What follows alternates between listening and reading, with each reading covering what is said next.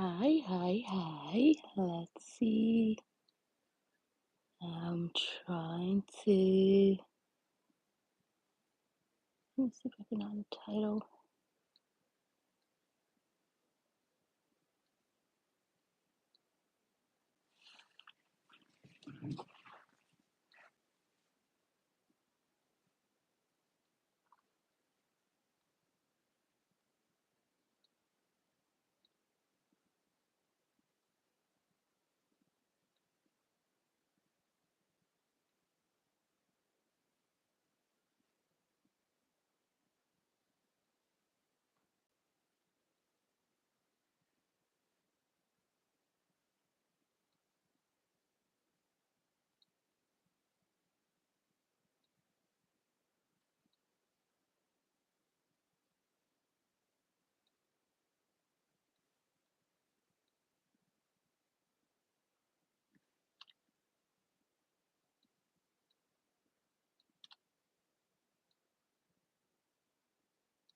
Let me see where I can put this.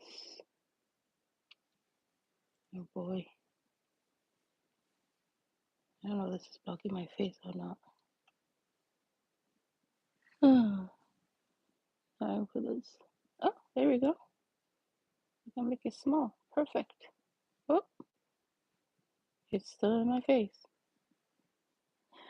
All right.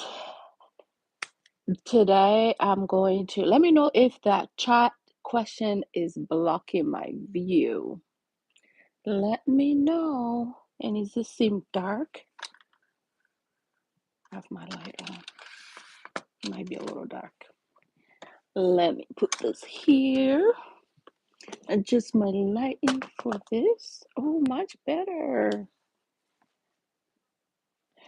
Anyways, today I'm on here today to talk about this young lady that was shamed in a church in Virginia because she was pregnant out of wedlock. So, let me see. I don't know if this is blocking my. Oh, look at that. I'm moving it.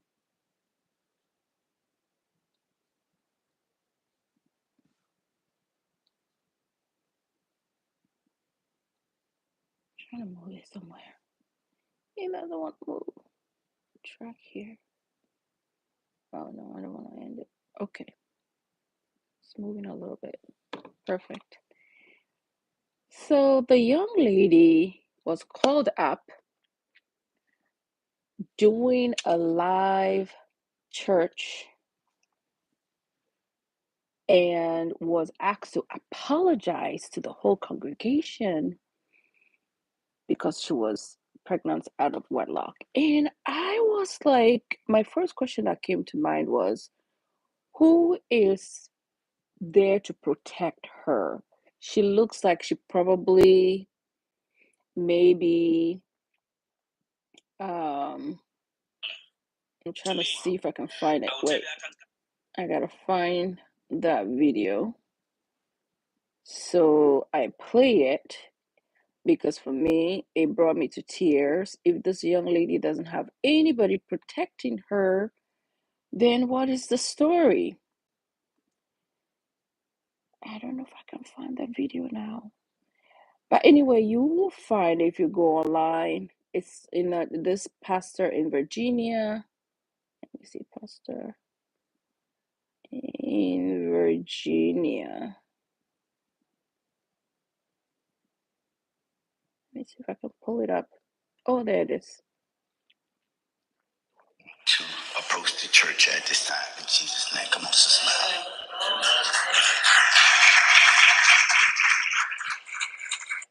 Stand right in front of the congregation. Yeah, right in front of you. So she was made to stand right in front of the congregation. I want to apologize to everybody in here because I am pregnant.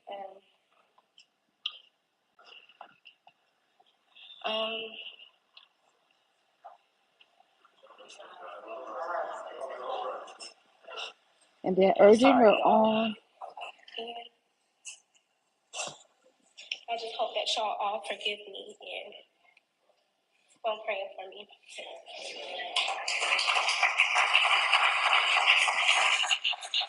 Anyways, for me, it just feels very traumatic to the girl for her to have been put in such a position. And it just speaks to the vulnerability that can happen in some of our communities. We go to church to a lot of times to find support, to find community, because life is hard enough already. And if church and the church community is your sole source of support, you're forming friendships, like something happens to you, you know, your default is to go to whoever you become close to within the church. And this young lady, she looks like she probably maybe 16, 17, 18, was put in this position. My first instinct will be, or is, or was, where was the mom? And where is the man who impregnated her? Obviously, she didn't make that baby by herself. She did not make the baby by herself. So why is she made to be the only one to stand in front of the church to apologize? Hello, Ella May. Thank you for checking out my live today. Thank you all for joining me on this Monday evening. I'm talking about this Virginia church, the Virginia pastor that forced this young lady to come in front of the church and apologize. This is going all over TikTok and everybody's talking about it. And people also sharing their experiences when it comes to teen pregnancy or pregnancy out of wedlock and how that's perceived. There are a lot of women, including Sarah Jakes, for example. She was pregnant at age 13, I'm going to say 13, 14. But today, look at Sarah Jakes. The key to the difference between this young lady who was put on blast like that in front of the whole congregation was told she was not going to have any baby shower, was told her mom could not give her any baby shower. This talks and reflects the amount of control that this pastor has over the congregation, the members, which, by the way, majority are women. I'm a believer. I love God. I love Christ.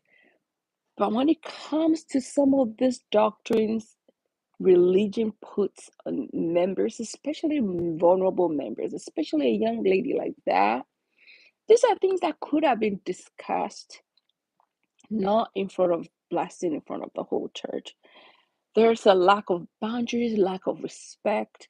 Like this is going to affect her for the rest of her life. Even the seed that she has within her will be impacted if she doesn't have support going on. Baby shower is supposed for the baby. So if that baby comes out and doesn't have support, what is going to be the outcome of the life of the young lady and even the baby? Let's say she hasn't finished high school.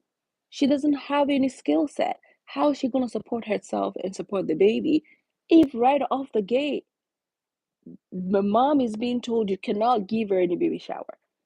Where is she going to? Is she going to now be abused by the mom because of the shaming? Now she's going to have a reactive kind of abuse towards her, discarding her, not supporting her, and obviously she feels like she has to blend in with the congregation and let her alone stand over there because she went ahead and made the choice. Yes, the choice was not the right choice, but how do we support somebody who in their eyes, right, has made the wrong choice or has seen or has gone against the doctrine of the church by being pregnant out of wedlock?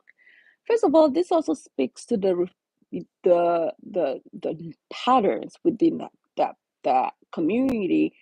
What skills are they teaching young people there? I know sometimes, a lot of time, we hype up the spirituality and the prayer and stuff, but are we really teaching the skill set from the young ages all the way to people getting married and post getting married? What does it look like when it comes to actual life doing day-to-day things that when people are getting into relationship they're completely unaware of?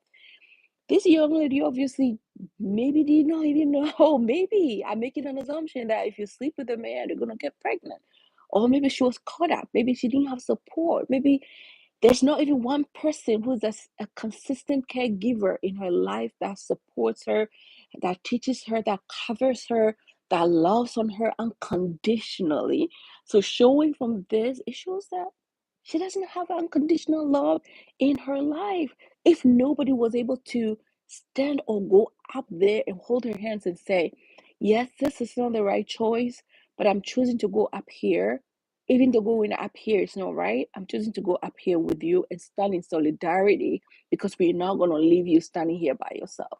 But this is the thing that irks me so much. As much as I'm from the church community, I love the church community. I got in there I when I started high school and all of that stuff and got heavy into it during my over a decade long marriage, I was involved because he was very heavily involved. But then it opened my eyes to the maybe the dark side, the hurt side, the side of the church that can really hurt families. Families. It can break families. So, like this case, for example, this young lady is gonna maybe start having some conflict with the mom. Because where were you, mom, when I was put on blast? She will have depression, she will have anxiety, and not to mention postpartum depression, which obviously this is topics that are now truly addressed in the within the fabrics of the church community. I just want to encourage people like, yes, we do church, but are we teaching young people, married people about skill sets? Do we even know what skill set it takes to do relationships? And the thing is, the support is so lacking because the culture is so heavily vested on shaming, guilting, gossiping, scapegoating, not respecting the members. There's a big hierarchy where the person above them, usually man, the man above the leader, the pastor, whatever they say, whatever they're saying is the final.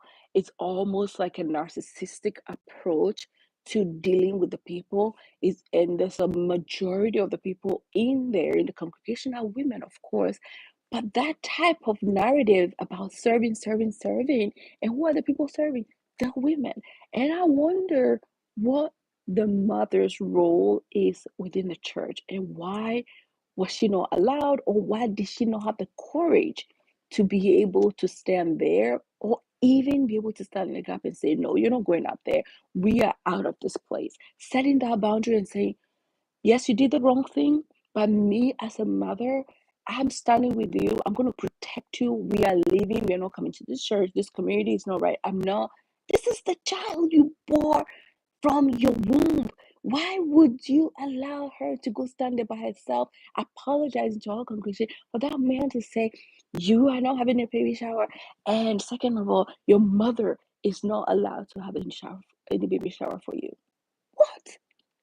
And I sure hope she's not staying because that's where the we lack so much boundary. We are so drowned into community mindset, but the community mindset, how does it serve the general congregation? It just seems one-sided. There's a lot of um, cliques even within, at least from my experience. Thank you so much, all guys, for joining me on this live. How are you, Bendra? Thank you. I'm good. Thank you for asking. I'm good. I'm good. It's Monday. It's Monday. I missed doing my live earlier on. I said to do a little bit of live to talk about vulnerability of young ladies, teens, women. What are we teaching our young ladies about sex and how about sex? I don't want to be banned on this app here. What are we teaching them? I came across this book, and I don't know if I have it on this other phone here. And I shared it on my page. You can check it out on my YouTube, my shorts, and my TikTok. It's about teaching young ladies, I mean, young people, what to know all about sex before you get into it. Do we need to talk about birth control? Do we need to talk about STI preventions? Do we need to talk about syphilis, gonorrhea, HIV, herpes, um, all the stuff? Are we having those discussions with our kiddos? Getting into relationships, and the fact is, they allow this lady, young lady, to stand there and say this. Where is the man who impregnated her? Is he a young man? Is he a grown-ass man within the church who impregnated her? And why are they not made to stand there? But this is where the accountability also is sideways, where people view women as just object. Like majority of the time, and this is a heavily patriarchal mindset where women are only viewed as object for pleasure, for sex, object for status. So this is why a lot of men, like this case, will have this young lady get her pregnant. Um, they will, they know they are stuck with her forever because now they have a child with her together, and then they will go on to another woman because now all of a sudden she doesn't look that great anymore. She's not appealing. So in a patriarchal society, in the mindset and the approach and red pill community mindset, women are not only objects, they're only there to serve, they're only there to be controlled because they're just object. They're not viewed as people who actually require care, empathy, love, attention, support, um, but just viewed as object. A lot of the men in those communities care about is XEX. They care about status. They are very selfish, very self-centered, and I call this my three S's. So SEX. I don't want to say the actual thing. So they care about SEX. They care about status. So we become pregnant, you lose your status as a woman. They view many men, many women, as soon as you have a baby or a baby or two or three, in their eyes, you're not that attractive anymore because they care about how they appear. And many of those men embrace the narcissistic entitled mindset. And this is why I do what I do, because if you get this as a young lady, you will know how to roll in life and do relationships but not be so attached emotionally. Like if this young lady, she had a woman consistent in her life teaching her about sex, teaching her about the nature of man, knowing that all men want, especially when they look at young women, young teenage women, young women who are like blooming, women who are blooming and everything is just perky, all they think about is XCX. They want to sleep with you. Men want to just sleep with you. So if this young lady knew that what the outcome of her sleeping with a man would have been to be pregnant, unless she was just caught up in the moment, once again, where were her protective factors? I know these things can just happen, but once it's happened, who is protecting her? Who is caring for her? Who is supporting her? Obviously, it seems like it's lacking. That's why she's standing here by herself. If you get to know these things as a young lady, your likelihood of detaching emotionally, not giving into sex, unless you want to have kids, of course, then that's all great. You want to have kids, yeah, you want to get it out of the way, awesome. But you got to know if that man switches up on you, right? Because, like I said, man is all about sleeping with you. It's all about status. It's all about the next charity thing because they are selfish. They're gonna move on to the next, to the next. When you get with them, a lot of times, even you're married, they won't leave, but they will cheat. And you gotta get in your head. That's just the nature of most men. It's not just pertinent to my culture. It's not just pertinent to the church culture. It's not just pertinent to Africans or African men or Jamaican men or island man or Asian man. is global. The patriarchal ideas of how men roll is global. It's a global issue. This is why somebody like Bill Clinton will cheat. This is why Jeff Bezos cheat. You know what I mean? But as a woman, where you can center yourself and decenter men, whether you're in a relationship or not in relationship. This is why I share that book. Share it to any young woman you might know. Share it to your teenage, your tween. Read the book. Check my TikTok, check my YouTube short. I linked it there. Go buy it. It's on Audible. It has paperback. And check out my upcoming book on Do It Afraid. Yeah, do teach this sex because men just want to sleep with you. Teach some of the skills so you don't re-traumatize yourself, continue generational traumas. And like this young lady I'm describing, that's trauma right there. She having been made to stand in front of this church, apologize. She's shivering, she's shaking by herself. They're making fun of her. I'm sure the whole day as she walks away, the topic of the day is about how, oh my gosh, she's pregnant.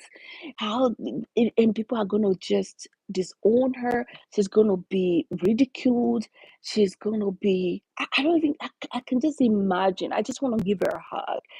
But anyways, this happens so predominantly in the church community, church culture, with the purity mindset. Beyond even beyond that, but knowing that this is how a lot of men, and when men, young men growing up and they see their fathers, their uncles, their grandfathers, their whatever's doing the same thing, they think that's normal. It gets normalized. They think, okay, how many women can I get with? How many women can I sleep with? Even though I have a committed relationship, even though I'm married, I'm still gonna be googly eyed on that the woman over there. But you knowing that as a woman and centering yourself, preserving yourself mentally, psychologically, making sure you don't play with your work, you don't play with your school, you don't play with your money, you make sure you're secured. That even if that man decide to switch up on you and change and leave and discard you, because like this young lady, where is the man who impregnated her? Nowhere to be found. Why is the burden of this rest solely on her? But this is what the patriarchy, this is why society, this is how it is. Thank you, Monique. This is so true. Yes, exactly. We need to teach our kids, especially our girls, about sex because all men want to do is to sleep with you as a woman. Heck, there's a lot of men who are sleeping with old women in nursing homes.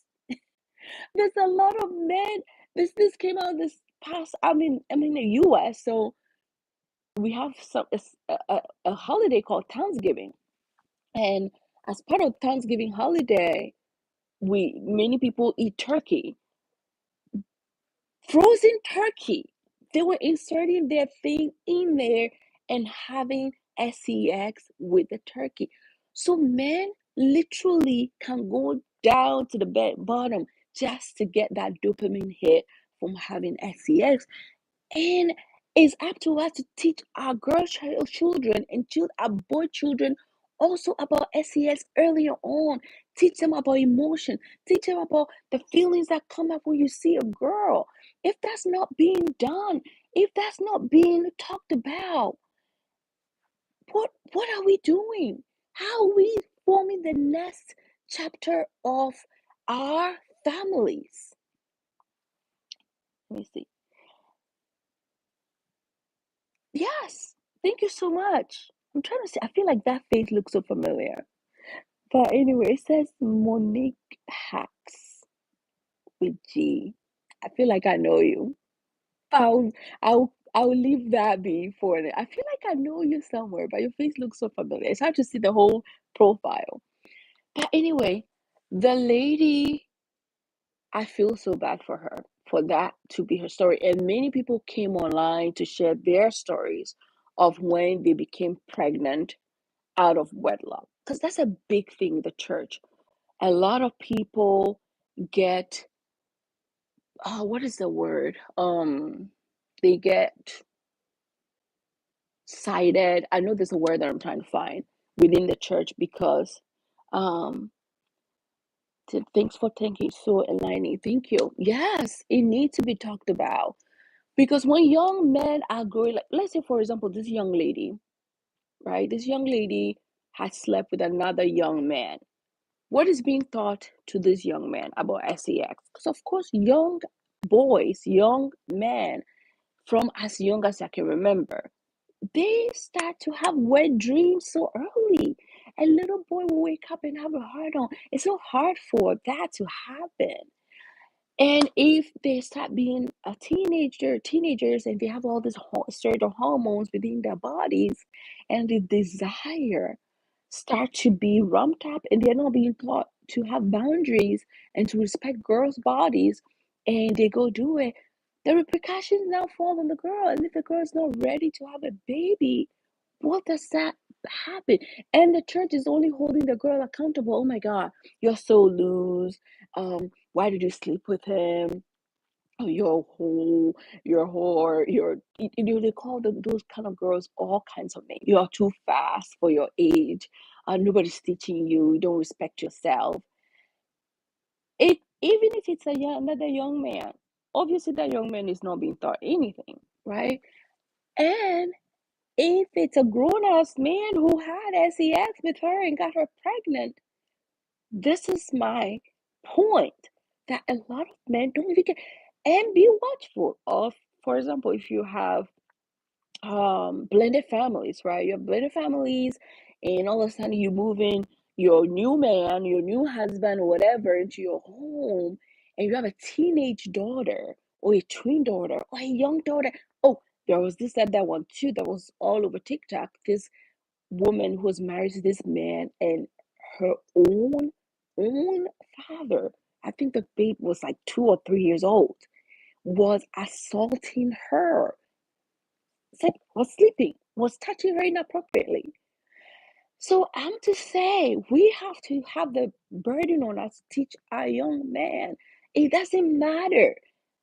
Even if it's within the church, it was like, oh, we are within the church, we are holy. Yeah, a lot of times we carry ourselves like we are holier than thou.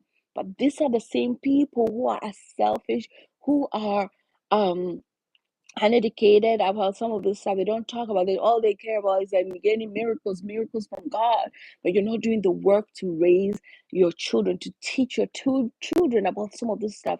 Oh, we are in church, so the purity culture. Meanwhile, these are the same people who are going behind the church walls and having quickies before they get home.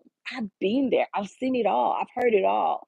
So just don't be in my face about purity. Don't be in my face about, oh, I love Jesus, and everybody's so pure, but yet these are the same people who are the most calloused, who are the most conniving, who are the people who cut you at the knees. Like if I don't, like I come to realize that the way I navigate life, I'm starting to change my approach to a lot of people, because my empathy, my kindness, and there's a few of us still left in this world.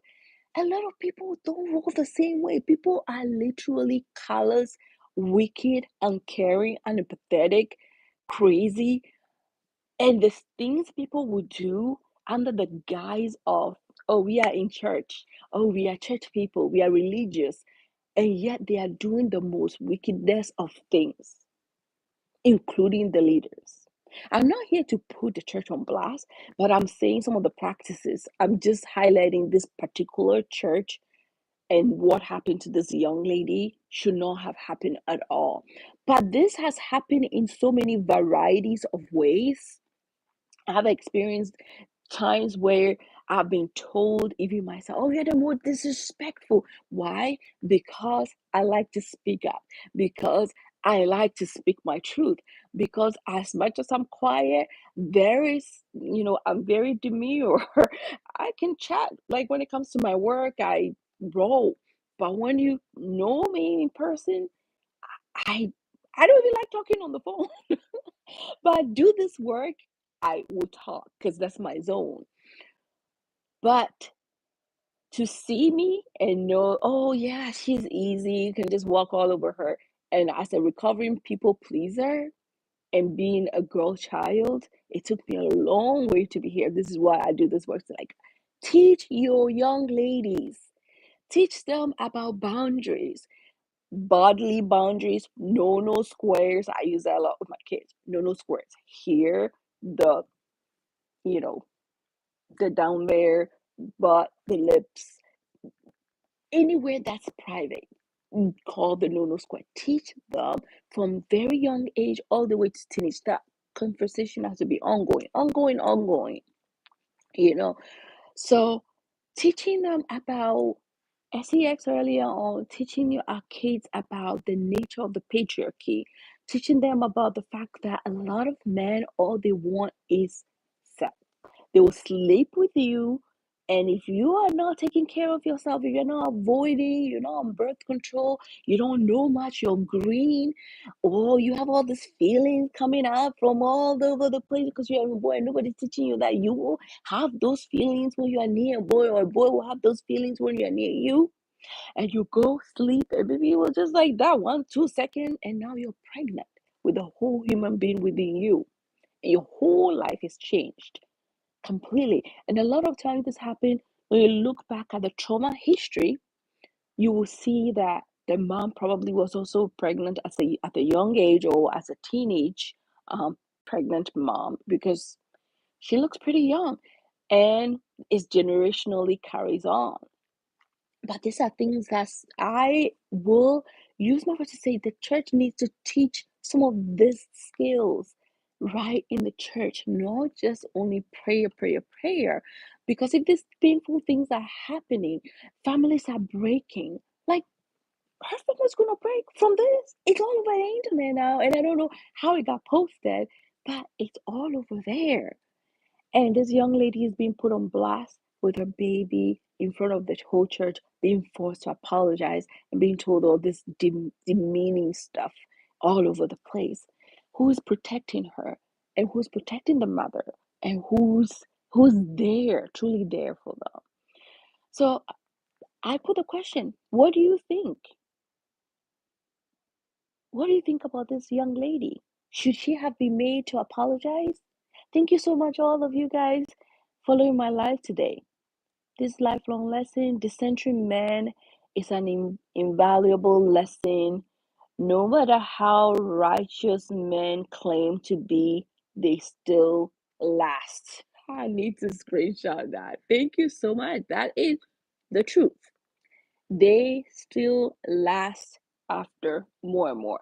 Like, I can tell you, you can be in a very committed relationship. You can be married for decades. You're so loyal to this man, right? You're doing all the things. You're keeping your body, of course, because what men like sex, men like shiny things, they like status, they want you to look a certain way, right? Look at the statistics of when men leave, usually they are coveting younger women, maybe who are in certain body frames. So you think, okay, if I don't eat, I eat all the salad. You're torturing yourself to stay a certain way. You are cooking, you're cleaning, you're giving him all the sex at home. You're making his favorite food. You're not nagging. You're not, like, you're doing all the things, you're even paying the bills 50-50, you're taking care of the kids, you're doing the heavy lifting. They will still cheat. A lot of men will not leave, but they will still cheat. They will still cheat because it's the nature of a lot of men. I'm not saying all of men, but it's the nature of a lot of men to want another, and they might do it for years, do it, hide it, and bring you only headache, drama, and STI. My point is to decenter man, center yourself, take good care of yourself, take care of your career, your money. So even if you're emotionally vested in it, based on some of the stuff I described, when the breakup happens, it doesn't take you as long to recover, because at least you can provide food for yourself and your children. You can provide a roof over your head. with you and your children rather than having to constantly deal with the drama of a man. I teach this in to say decenter men, when you recognize the red flag, right? There's a person out there, a woman out there called Sarah, who maybe the husband, the fiance, the boyfriend is doing all this stuff, but they have the bandwidth, they have the emotional tolerance level to sit with it. But I, Gina, might not have it. But in our culture, especially in the church culture, there's a lot of shaming. Oh my God, all men cheat, so why don't you stay? But what about I just don't have the bandwidth? How about I, the woman, can have a choice and say, no, no, I don't want to stay with the drama. I don't want to stay with the torture because literally it can feel like torture. And some of these men will use tactics like silent treatment. They will use manipulation. They will use stonewalling. They won't talk to you. You cook, they won't eat. They won't come home. They're inconsistent. They're consistently inconsistent in how they communicate with you, in how they approach you, in how they deal with your children. Heck, when they start to not like you, they start to not even like your children. So this is why you have to protect your children. And with that young lady, where's the mom? But I also ask, where is her dad? Probably not involved, because a lot of women go to church to seek a hurting heart to heal. Yes, God heals, but you have to be able to recognize red flags. You have to be able to be protective for you, protective for your children. You have to be able to make certain decisions to run if it means you need to run to preserve yourself and preserve your peace. But these are the things that sometimes we stay in because of religion, because of church, because of culture. Oh, well, because of our culture, well, we have to stay. This is how we do in our country. But meanwhile, you are perpetrating more chaos, more pain, more shame, more sicknesses on yourself and your children for the sake of having to have a ring or be in a marriage. Like when I start seeing those kind of things, pattern like the pick me women, the women who are just like, oh, they are picking this woman right now, the mother of this teenage woman, this teenage lady. I'll call her a pick me because she picked the pastor over her own daughter. And there's a lot of women who do this. Like I said, like blended families.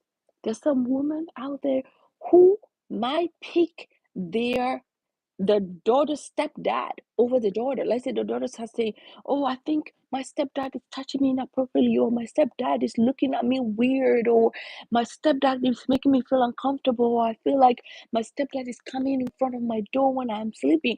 I'm just saying these things happen. And the mom would be like, "Oh my God, you're a bad girl. You're so naughty. You're trying to destroy my marriage. Are you trying to destroy my marriage? You're terrible. You're awful. You da da da." And they will shame the young girl to zip it, to silence her. Meanwhile, her lived experience is squashed. And this is how a lot of young ladies are taught to not trust their own intuition, their own judgment. And they will sit there in toxic relationship for years, for decades, and mentally get sick mentally until some of these men will just discard of them like you just a piece of dirty gum under their shoes. Don't do that to yourselves. When you see the red flags, when you see it, gorgeously say, "Not for me." Marriage is not a reason why you should lose your life. You should lose your sanity for the sake of marriage, for the sake of sex, for the sake of relationship with a man. I have a son. So usually when I'm saying these things, I'm saying in reverse too. We teach our sons so they become better boyfriends, better fiancés, better husbands one day. Not just lording their feelings over women because that's what they've seen in the patriarchal society to be. Women are just objects to be used for pleasure, for sex. Women are supposed to be seen to serve them food, sex, provide them with the children. There's another video I'll post tomorrow, and it was like so I literally could not. The man was talking. It's like, yeah, when I grew up, I saw my dad do it too. My dad did not love my mom, but he stayed with her because my mom made me. him being him. So my mom, his mom made him the son, and that's the only value that his dad got from the marriage. I'm blabbing on, guys. This is lifelong lessons thing. Oh yeah, I read that already. Yes, yes, yes, yes. Thank you. Love you. Love you too. I'm blabbing on. I'm telling you, we need to center ourselves. Let's not play with our careers. Let's not play with our education. Let's not play with our futures. Preserving ourselves. Like when you're with a man and you're seeing what they're doing here, right? Don't wait for somebody to come tell you, oh, it's okay for you to take the next steps. Obviously, when you experience it, I want women to take ownership so much of their lives, ownership so much of their own minds and their judgment, and say, no, this is not right. Like, do you know how many clients I see day to day and they're like, they stayed in it so long, they knew what was going on was wrong, but they said to endure. And I usually in my mind, I'm like, you might as well change your name to endure. Endure. Let me call you endure. Your name is endure. Relationship are not supposed to be endured. And you might endure that for years. And you know what? If he's gonna cheat, he will still go cheat. If he's gonna leave you, he will leave you. I am not perfect, but I'm saying I did all the things. I did all the things. I did all of it. But yet, just like that, it was gone. Because especially when men start to have money and power, and when I say when they have money and power, it's almost like boom, the mask comes off, the switch comes on.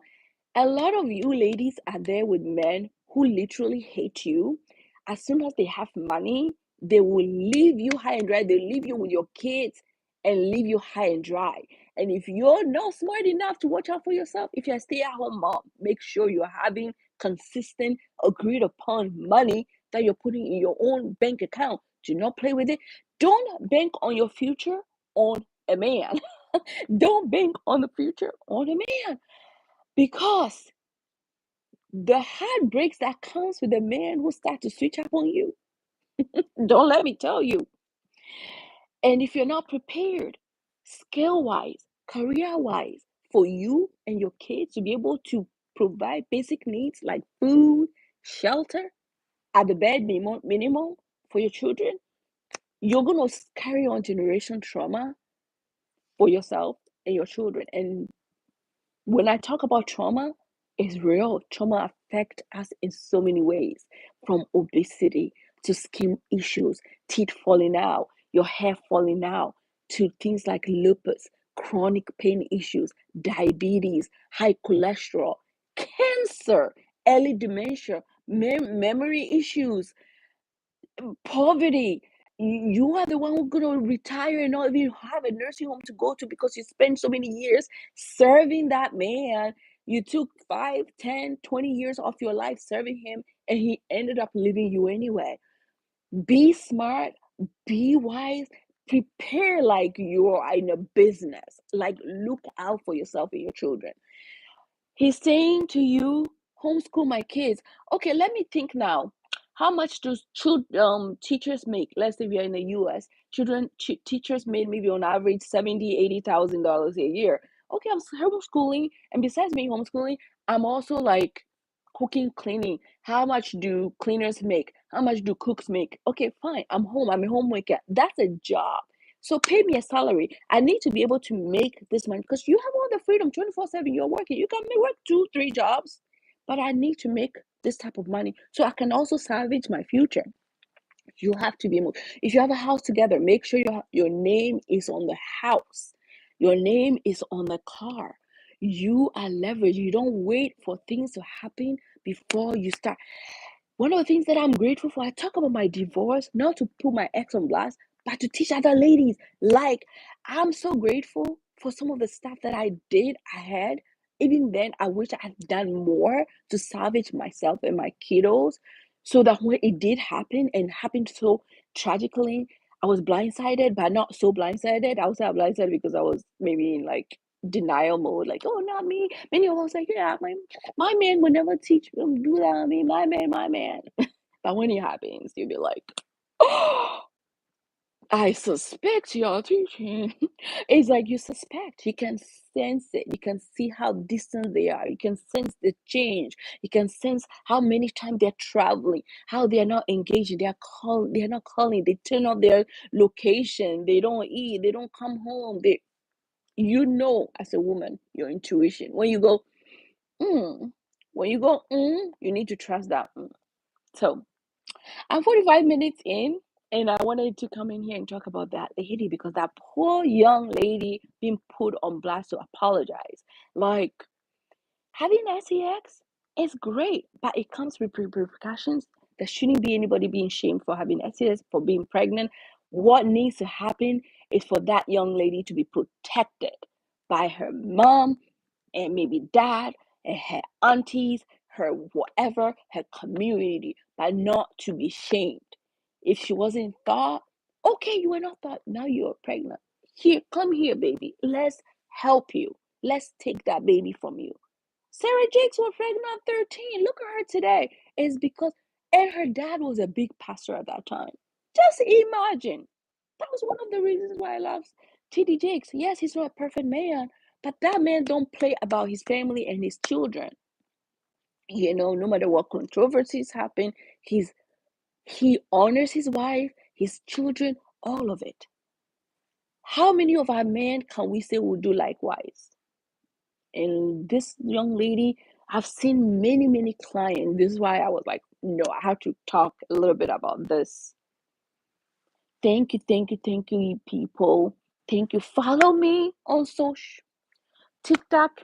We don't know. After the 20th, I might still be there. Fingers crossed. I'm not getting anxious about TikTok. I'm on here. I'm on YouTube. So follow me, like, share, join my community. In my community, we chat a lot about some of the stuff in our society, just to shed light to make trauma, mental health, relationships, dating, recognizing red flags. And when you recognize red flags, don't pretend like you don't see the red flags. You see it, the bandwidth, you can't tolerate it. Make your next step. Sometimes your decision to do the next step might take years to get to, but at least mentally you've made that choice to say, in the next 2 years, in the next 3 years, this is what I'm going to do. And then you will bring that person from that pedestal that you have them down to a different level, because now you put them here. Yeah, I see you. I see your patterns. And this is not going to be something I can tolerate for the rest of my life. And when you see that, you can really do with people, and you say, okay, now here you're B. Oh, now here you're C. Now here you're level C. And don't be ashamed or guilty to do that. Because when people show you who they are, believe them. Believe them. You can change people, especially people who have toxic trait, drama trait, narcissistic trait. You can change them. Accept them for who they are. Radically accept it. Stop chasing your ex. There's a reason why they're your ex. Stop chasing a husband who's obviously showing you they are not committal. They're consistently inconsistent. You're chasing them. You're crying. Spend that time to do a course or two to better yourself. Find a babysitter an hour or two a day. Take a course. Do something. I'm, I'm sitting here right now. I should say 30, 40 minutes. I'm going to do this. But for me, this is my purpose. This is my calling. This is something else I'm doing that brings me joy. So I do it. And many women on the internet, on social, on YouTube, TikTok are doing it. And this is how I learned so much to decenter man, to embrace myself, to unapologetically be okay with me. And if you're not okay with me, and it's okay because I'm okay with me. And I want you to be okay with you. No matter what choices you make, don't let anybody shame you into dimming your light, bring yourself down, and belittling yourself. Be radical. Life is too short for you to not be radical. And you can only get out of that depressive state, that sadness state, that heavy state, when you radically accept you for who you are and let your voice be known and carry on through life knowing that, no, the same for me. No. Okay, next. Not you're gonna just do the relationship with people without even needing to cut people off.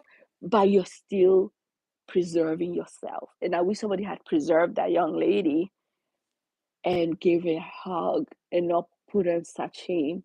But anyways, I'm sure even through trauma, we build resilience through trauma. Because sometimes trauma can also bring some good stuff. Because like Sarah Jakes, she learned so much from all her not so good relationships, her shitty relationships. And today, I'm only using as an example today because I'm sure there's thousands and millions of women who have had to experience or gone through really toxic relationships and survive and build resilience. What are the lessons?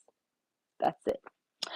On that note, I might catch you on Wednesday for another live or next Monday. Catch me Mondays. I usually do lives typically after 3:30ish going. I'll try to do a few minutes. Today, I've done almost an hour. I'm proud of myself. Wow. Thank you guys so much. Love you so much. Thank you. Thank you so much for checking me out, supporting me. Continue to support, share, like, and let's talk about mental health. I'll catch you next time. Have a good rest of the week, guys. Bye.